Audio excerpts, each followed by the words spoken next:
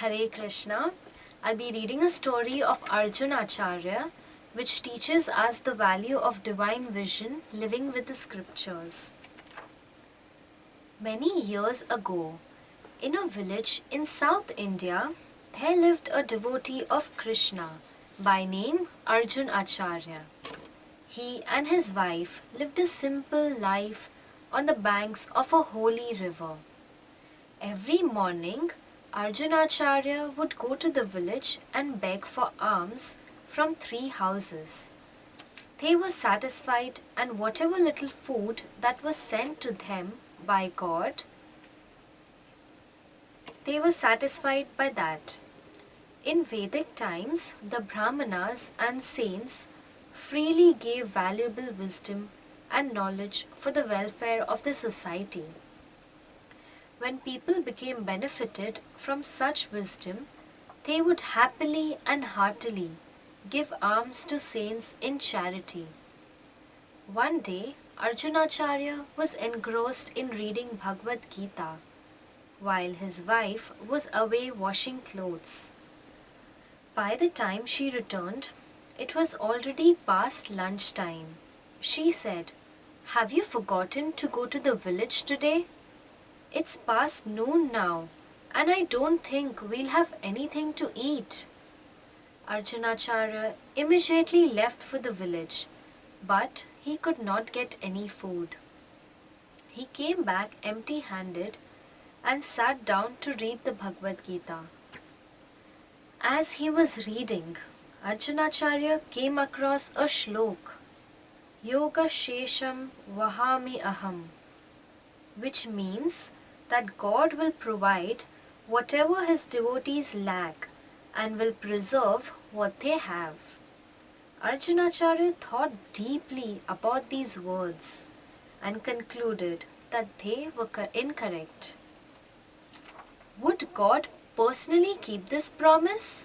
He wondered. Thinking like this, he scratched out a line from the Gita. Then he told his wife and went away to the river for a bath. Meanwhile, Arjunacharya's wife heard a knock at the door. When she opened the door, she saw two handsome young boys standing there. One had a glowing white complexion and was dressed in brilliant blue clothes, and the other was dressed in golden yellow garments and had a bluish black complexion. Both of them had beautiful lotus eyes and were smiling sweetly. They were carrying heavy baskets tied on a long stick. The children said, "Respected mother, our spiritual master Arjunacharya has sent all these food items for you." They put down the heavy baskets, which were laden with fresh vegetables, juicy fruits, and pots of milk, curds, butter, and a variety of grains. Arjunacharya's wife was astonished. "My husband is your spiritual master? He never mentioned that he had any disciples," she exclaimed to the boys. After arranging all the pots and baskets, the two beautiful boys turned to leave. Arjunacharya's wife was stunned to see the marks and bruises on their backs, as if someone had mercilessly beaten them.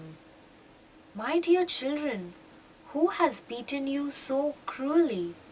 The boys replied. "Our Guru, Arjunacharya, makes us work very hard, and if we don't listen to him, he beats us." Arjunacharya's wife was shocked. She could not believe that her husband could be that cruel. "Children, please sit down.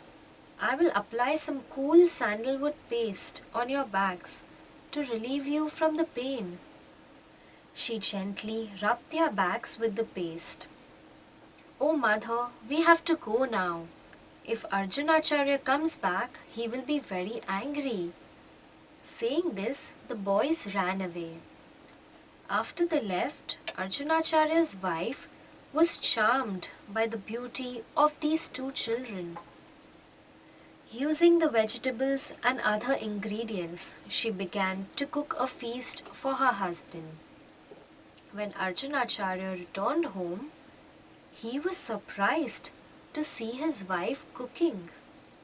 He inquired, "From where did you get all these items?" Arjunacharya's wife spoke seriously. "How could you be so cruel to beat little children? Why did you make your disciples carry such heavy loads?" Arjunacharya grew even more confused. "Which children did I beat? Kindly tell me, what are you talking about?" His wife told him the entire story while he listened carefully. Arjunacharya suddenly realized the truth. He ran inside and picked up the Bhagavad Gita. The marks on the shloka had disappeared. He embraced the Bhagavad Gita in his arms and wept bitterly. "Oh, my wife, how fortunate are you! The two boys who brought the grocery and vegetables are none other than the Supreme Lord Krishna and Balaram. Oh, my Lord, what have I done? The words of Bhagavad Gita are your words, yet I doubted them. Yoga Shemam Vahami Aham. You personally come with your brother Balram and provided all sorts of food for us. The words of Bhagavad Gita are indeed true. My dear wife, I have now understood that there is no difference between Lord Krishna and his words, the Bhagavad Gita. The Lord personally takes care of his devotees. He carries what they lack and preserves what they have. Thank you, Hare Krishna.